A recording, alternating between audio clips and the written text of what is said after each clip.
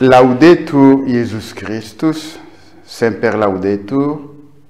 Mes frères et sœurs, parlons aujourd'hui du jeûne. Le jeûne n'aime pas les commérages. Il purifie l'âme, il élève l'esprit, il soumet sa propre chair à l'esprit, il rend le cœur contrit et humilié, il disperse les nuages de la luxure, il éteint le feu de la luxure et il allume la vraie lumière de la chasteté. Cette pensée vient de Saint Augustin dans les De Oratione et Iunion, Sermon 73.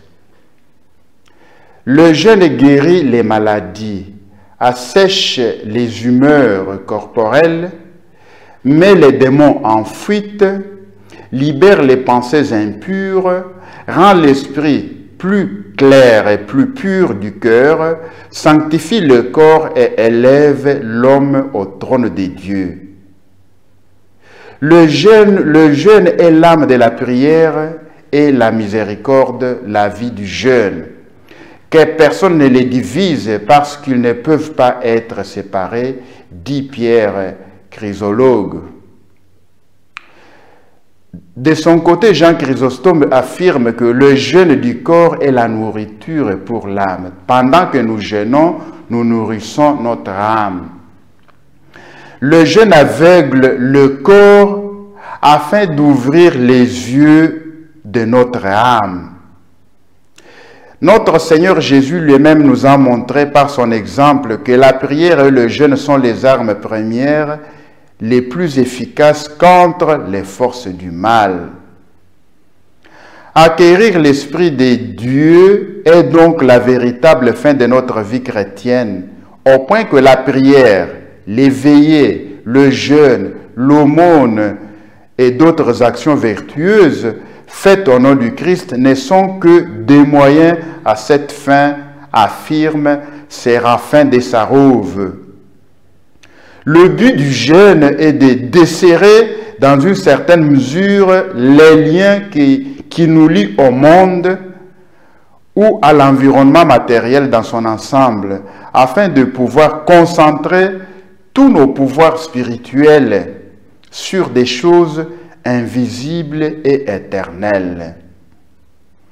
Le jeûne authentique purifie le corps, l'esprit et l'âme, dit Gandhi.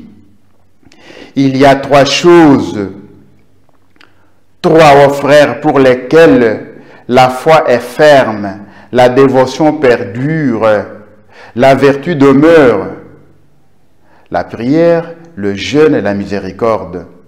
C'est pourquoi la prière frappe, toc, toc, toc, toc. Le jeûne obtient et la miséricorde reçoit.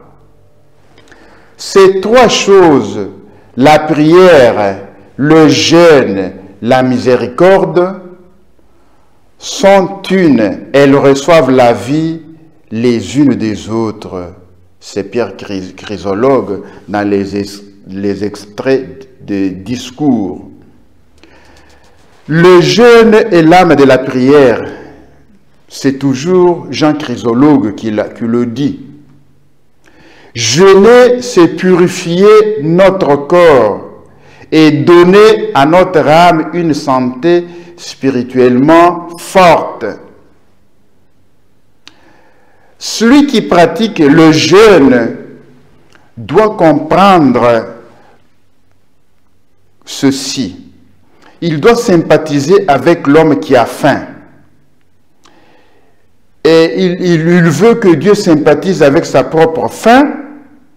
Il doit faire alors miséricorde. Celui qui espère obtenir miséricorde doit faire miséricorde. Ce que nous avons perdu par le mépris, nous devons le conquérir par le jeûne. Immolons nos vies par le jeûne, parce qu'il n'est rien que nous puissions offrir à Dieu de plus important, comme le prouvent les prophètes lorsqu'il dit: le sacrifice qui plaît à Dieu, c'est un esprit brisé. Le cœur qui est broyé et abaissé, Dieu ne le méprise pas. Psaume 50, verset 19. Offre donc à Dieu ta vie. Offre l'oblation du jeûne pour qu'il y ait là une offrande pure, un sacrifice saint, une victime vivante qui insiste en ta faveur. Le jeûne est une violence faite à la nature, l'amputation de ce qui flatte le goût, l'extinction du feu de la luxure, le retranchement des pensées mauvaises, la délivrance des rêves, la pureté de la prière, la lumière de l'âme, la garde de l'intellect, l'affranchissement de l'endurcissement, la porte de la componction, l'humble gémissement, la contrition joyeuse, l'assoupissement de la loquacité, la source de l'ézéchia, la santé du corps, le protecteur de l'impassibilité, la rémission des péchés, la porte du paradis et ses délices. C'est Maximin de Turin qui le dit dans le Sermon 28 que vous pouvez trouver dans la Patrologie latine 57. Après ce temps consacré à l'observance du jeûne, l'âme purifiée et épuisée parvient au baptême. Elle reprend des forces en se plongeant dans les eaux de l'esprit. Tout ce qui avait été brûlé par les flammes des maladies renaît de la rosée de la grâce du ciel. Abandonnant la corruption du vieil homme, le néophyte acquiert une nouvelle jeunesse. Par une nouvelle naissance, il renaît autre.